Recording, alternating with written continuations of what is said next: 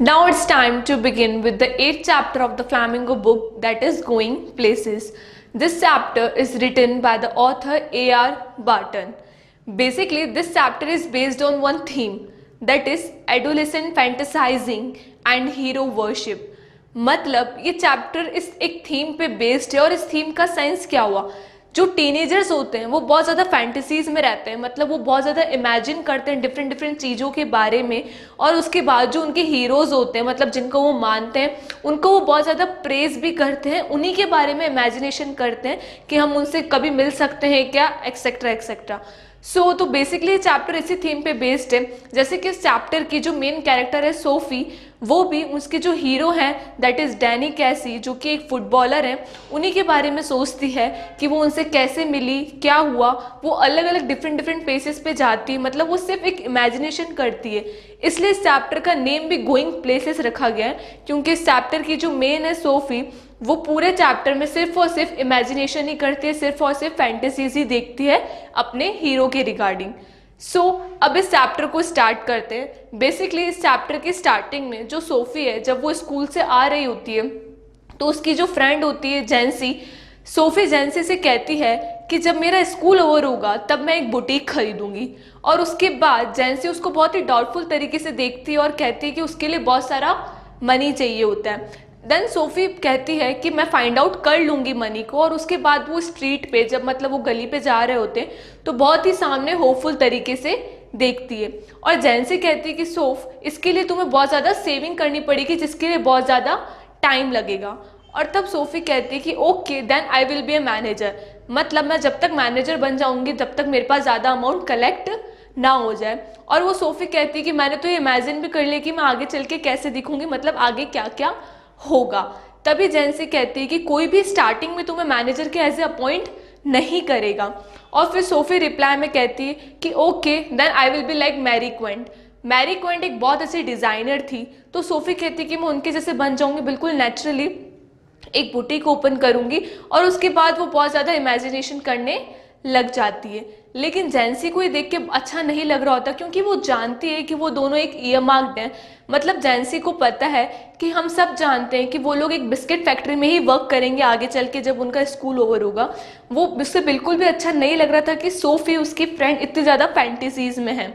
और उसके बाद जब वो सोफ़ी की गली में पहुंच जाते हैं, मतलब उसके घर के थोड़ा सा दूर तक, तभी जैंसी सोफ़ी को कहती है कि स्कूल ओवर होने में अब कुछ ही टाइम बाकी है और मैं चाहती हूँ कि तुम अब सेंसिबल हो जाओ, ये इमेजिनेशन, ये फैंटेसीज छोड़ दो।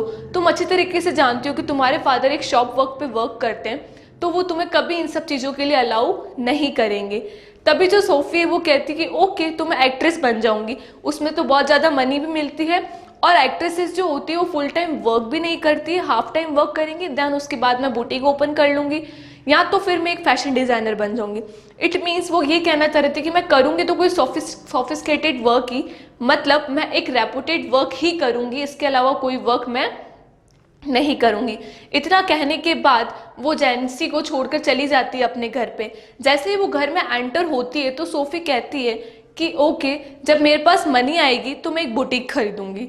और उसके बाद जो उसके फादर होते हैं सोफ़ी के, वो बोलते हैं कि तुम्हारे पास अगर मनी आएगी तो तुम सबसे पहले एक डिसेंट हाउस खरीदोगे हमारे लिए, जिसमें हम अच्छे से रह सकें, थैंक यू वेरी मच। उसके बाद सोफ़ी के जो फादर है वो स्कूपिंग करते हैं शेफर्ड पाई को, और उसके फेस से, मतलब उसके फादर के फेस से ऐसा लग रहा होता है कि उन्होंने कितना ज़्यादा वर्क किया और वो कितना ज़्यादा टायर्ड है, क्योंकि उनका जो फेस है वो बहुत ज़्यादा डर्टी दिख रहा होता है। उसके बाद जो सोफ़ी की छोटा भाई होता है धरक, वो कहता है, मतलब उसके जो फादर जब टेबल पे बैठे होते तो उसके पीछे खड़े होकर उसका जो भाई है छोटा, वो कहता है कि इसको तो लगता है कि पैसे पेड़ पे उगते हैं, है ना डैड। वो अपने फादर से बात कर रहा होता है। तभी सोफ़ी देखती है कि सोफ़ी की जो मदर है वो किचन में वर्क कर रही होती है, मतलब सिंक में वो कुछ वर्क कर रही होती है झुक के, मतलब बैंड होकर, और उन्होंने एक एप्रन पहना होता है जिसकी जो नोट होती है वो अच्छी तरीके से नहीं होती है, मतलब अच्छी तरीके से बंधी हुई नहीं होती है वो नोट। तो सोफ़ी इन सब चीज़ों को नोट कर रही होती है।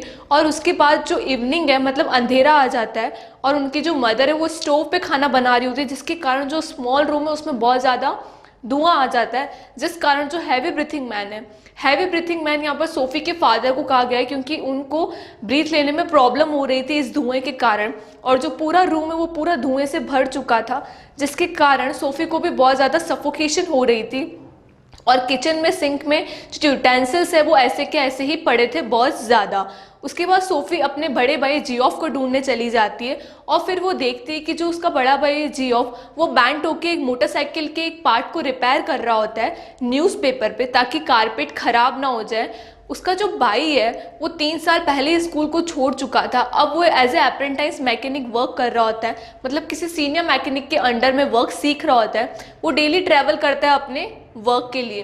फिर सोफ़ी कहती है कि उसने अपने भाई के बारे में कुछ भी नहीं जाना है, मतलब सोफ़ी को अपने भाई के बारे में कुछ भी नहीं पता था, कोई भी चीज़ नहीं पता थी, क्योंकि उसका जो भाई है जियोफ वो कुछ भी नहीं बोलता था, मतलब बहुत कम बोलता था, उसे साइलेंस बहुत ज़्यादा पसंद था।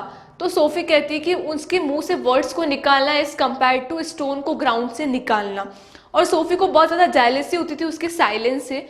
उसके बाद सोफ़ी को इस मैटर के बारे में सोचना अच्छा लगने लग गया, मतलब उसका इंटरेस्ट डेवलप हो गया ये जानने में कि उसका भाई क्या करता है, कैसा है, उस किन किन चीज़ों को देखता है। बट उसका जो भाई है वो कुछ भी सोफ़ी से शेयर नहीं करता है। फिर सोफ़ी कहती है कि मे बी जो उसका भाई है जियोफ वो बहुत ज़्यादा प्लेसेस के बारे में सोचता है, जो प्लेसेस इस सिटी से भी बहुत दूर और जिसे मैं भी नहीं जानती हूँ।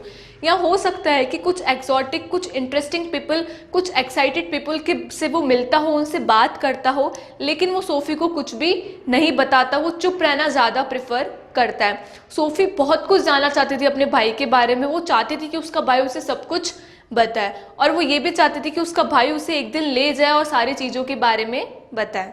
उसके बाद हमें पता चलता है जो सोफ़ी के फादर होते हैं वो फोबिट करते हैं, मतलब रिस्ट्रिक्ट करते हैं जियोफ को कि वो अपनी बहन सोफ़ी को लेके बाहर कहीं नहीं जाए।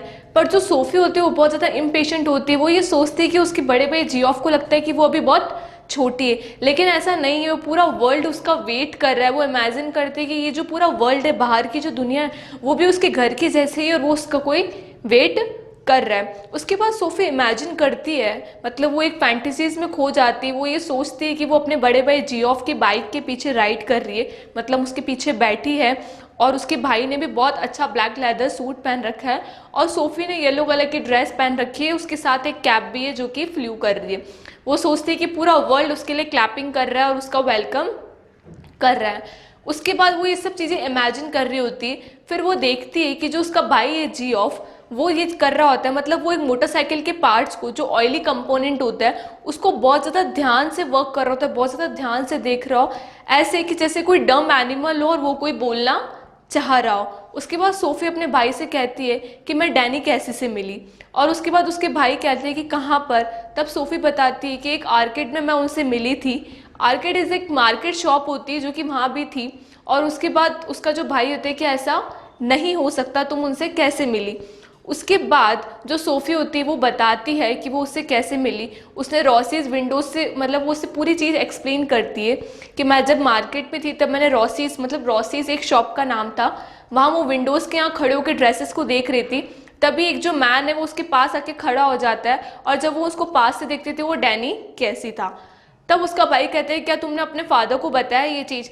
उस टाइम सोफ़ी को अच्छा नहीं लगता, बिकॉज वो ये सोचती है कि मैं अपने सारे सीक्रेट सबसे फर्स्ट आके जियोफ से शेयर करती हूँ, फिर वो ये कैसे कह सकती है क्या तुमने अपने फादर को बताया। उसके बाद जियोफ कहता है कि ऐसा नहीं हो सकता। पहले तो वो नहीं मानता, फिर वो सोफ़ी से कहता है कि अच्छा वो कैसे दिखते हैं। तब सोफ़ी बताती है कि कम ऑन, तुम आप भी जानते हो कि वो कैसे दिखते हैं। उसके बाद जियोफ कहते हैं कि नहीं, पास से देखना चाह रहा था, मतलब पास से वो कैसे लगते हैं। तब सोफ़ी उनके अपीयरेंस के बारे में बताती है कि उनके ग्रीन आईज हैं, और वो जितना ज़्यादा टॉल दिखते हैं उतने ज़्यादा टॉल वो है नहीं। फिर सोफ़ी कंफ्यूज हो रही होती है क्या वो डैनी कैसी के टीथ के बारे में बताए कि अपने भाई को। ये बातें कर रहते हैं कि उनके फादर रूम में एंटर हो जाते हैं। वो बहुत ही नहाकर वेल बाथ होकर अच्छे ड्रेस पहनकर आते हैं, और उनके उसमें से सोप की स्मेल, मतलब सोप की खुशबू भी आ रही होती है, और वो सोफ़े पर बैठकर टीवी ऑन कर देते हैं। तब जो जियोफ है वो जाते हैं और कहते हैं कि सोफ़ी आज डैनी कैसी से मिली। तब जो सोफ़ी है वो बहुत ज़्यादा आगे पीछे हो जाती है, मतलब वो पीछे हो जाती है, और उसके जो फादर है उसको बहुत ही एंग्री फेस से देखते हैं। और तब जो उसका भाई है जियोफ वो कहता है कि नहीं, ये सच है, बिल्कुल वो सच में उससे मिली थी। और उसके फादर है वो कहते हैं कि मैं एक आदमी को जानता हूँ, मतलब मेरा एक बहुत अच्छा फ्रेंड है, मैं उससे जानता हूँ, वो टॉम फिनी से मिला था, ठीक है, तो शायद डैनी कैसी में भी एक अच्छा फुटबॉलर हो सकता है। उसके बाद जियोफ कहता है कि वो अच्छा फुटबॉलर है। टॉम फिनी उस टाइम के बहुत अच्छे फुटबॉलर थे और उसी टाइम जियोफ कहता है कि ये बात आप हमें पहले भी बता चुकी हो। तब उसके फादर कहते हैं कि हाँ मैं पहले भी बता चुका हूँ, लेकिन वो इतने अच्छे फुटबॉलर नहीं है डैनी कैसी। यंग जनरेशन में बहुत ज़्यादा डिस्ट्रैक्शंस होती है, अगर वो थोड़ा अपनी टीम के लिए खेलें और थोड़ा सा अच्छा खेले तो मे बी वो एक अच्छे फुटबॉल प्लेयर हो सकते हैं।